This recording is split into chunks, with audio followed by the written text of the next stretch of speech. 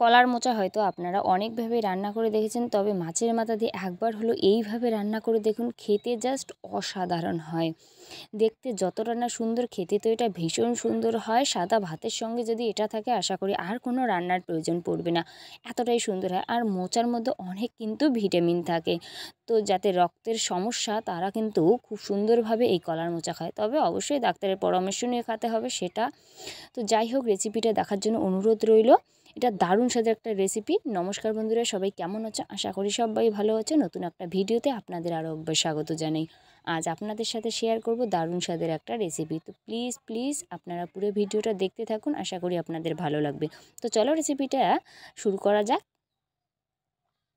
তো বানানোর জন্য এই জায়গায় আছে কলার মোচা। তো মোচাটাকে কিন্তু খুব ভালো করে এটা কিন্তু ছাড়িয়ে নেব। তো ফার্স্টে কিন্তু ওই ভিতরের একটা দেখবেন এরকম একটা শক্ত মতো অংশ থাকবে, মানে শক্ত মতো লম্বা ডাঁটি থাকবে, সেটা ফেলাই দেওয়া লাগবে। আর প্লাস্টিকের মতো একটু মানে ছোট্ট একটা মানে প্লাস্টিকের পাপড়ির মতো আছে, সেটাও কিন্তু ছাড়িয়ে নেব। তো সবগুলো এইভাবে ছাড়িয়ে নেব, আর লাস্টের অংশটা এইভাবে কিন্তু ছোট ছোট করে কাটতে লাগবে। মোচাটা পুরাটাই তো ছাড়ানো সম্ভব না, আর কচিগুলো কিন্তু ছাড়ানোর প্রয়োজনও পড়ে না, তাই লাস্টের অংশটা খুব ভালো করে কুচি কুচি করে এইভাবে কাটবো।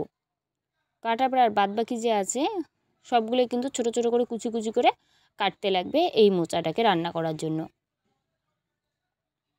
তো সব মোচাই কিন্তু ভালোভাবে কাটার পরে পরিষ্কার করে ধুয়ে নেব।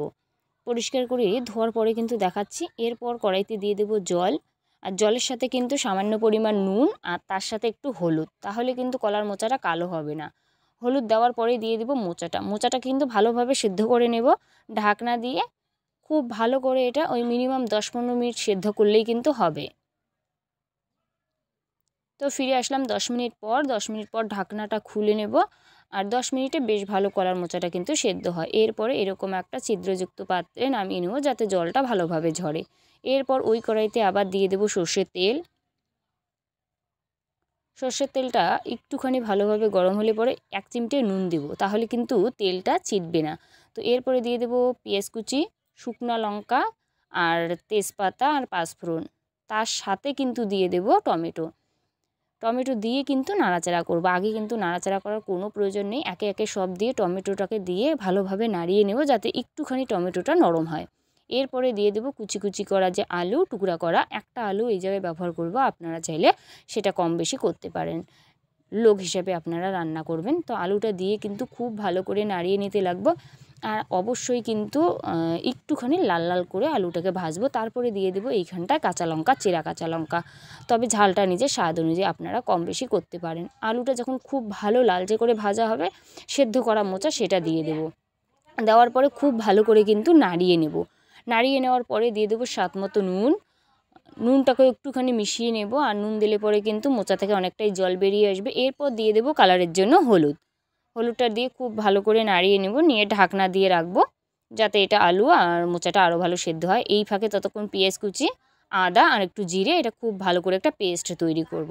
এরপর ঢাকনা খুলে যখন জলটা শুকিয়ে যাবে, তখন ওই আরও ভালো করে নাড়াচাড়া করার পরে মশলাটা যে আছে, এখানে জিরে আছে, আর পেঁয়াজ, আর হচ্ছে তোমার গিয়ে আদা দিয়ে, এইখানটায় আছে একটা ছোট কিন্তু মাছের মাথা, সেটা নুন হলুদ দিয়ে নর্মালি যেভাবে আমরা ভাজি সেইভাবে ভাজার পরে তুলে রাখা ছিল, ওটা আমি দেখাইলাম না ভিডিওতে।